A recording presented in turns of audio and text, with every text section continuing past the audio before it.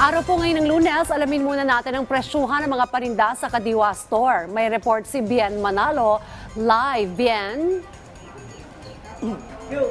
Yes, Dayan, patuloy pa rin ang Kadiwa Store, partikular dito sa Manuela A. Pamplona 3, Las Piñas City, sa paghahatid ng mga abot-kaya at dekalidad na produkto. Dayan, alam mo, bukod doon sa mga nakasanayan natin na mga mabibili dito sa Kadiwa tulad ng gulay, prutas, isda, karne, ay makabibili rin dito ng iba't ibang klase ng kakanin tulad ng nilupak, suman, biko, kutsinta, puto at marami pang iba.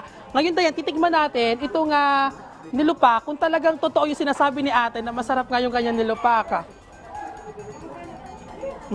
Masarap siya, Dayan.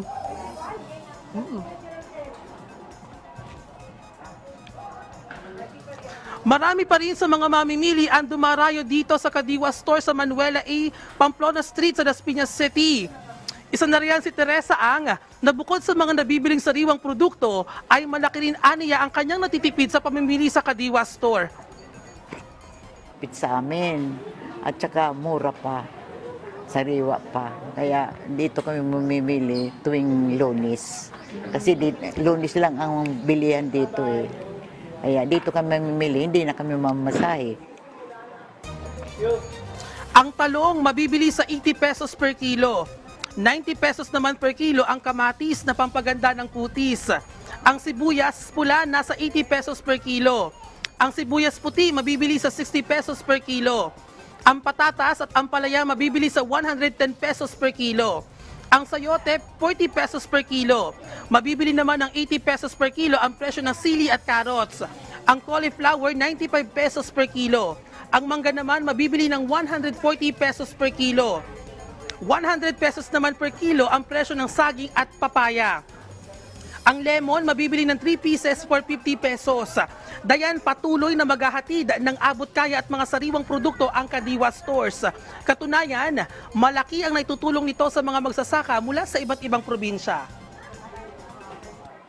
Binibigyan natin sila ng pagkakataon na magtinda dito po sa Manuela 4A. From 6 to 12 po ito. At least dito po nakakatulong tayo sa ating magsasaka, no, na makabenta at madala nila ang kanilang kalakal. Iniimbitahan ko po kayo na tangkilikin po natin ang Kadiwa. Ito po itulong sa magsasaka. Ang kinikita po natin dito ay ang taga-oriental, Calapan, Mindoro po, and then sa Highland po ay Benguet. Dayan, bukod nga sa mga isda, sa karne, prutas, gulay, makabibili rin dito ng mga RTW o yung mga ready-to-wear na mga damit at short para kay nanay, kay tatay, kay ate, kay kuya at maging kay bunso. At alam mo, Dayan, sa ilang beses ko ng pagko-cover ng mga Kadiwa Store, ito yung masasabi ko na Kadiwa with a twist. Bakit kamo, Dayan? Umaga pa lang may tinda na ditong balot at penoy. Ate, bakit naman naisipan mo na magtinda ng balot at penoy ng umaga? Marami po kasi bumibili pag umaga namin naghahanap. Kasi pampalakas daw ng katawan nila, ganun. Pampatibay daw, Dayan, ng tuhod. At samantala, Dayan, bukas naman yung Kadiwa Store dito sa Manuela 4A, Pamplona 3, Las Piñas City ng Lunes lamang, Dayan, mula alas 6 ng umaga hanggang alas 12 ng tanghali. At yan muna ang update. Balik sa'yo, Dayan. Ang daming mapapamili dyan at maganda, mura pa ang mga produkto. Maraming salamat sa iyo, Bien Manalo.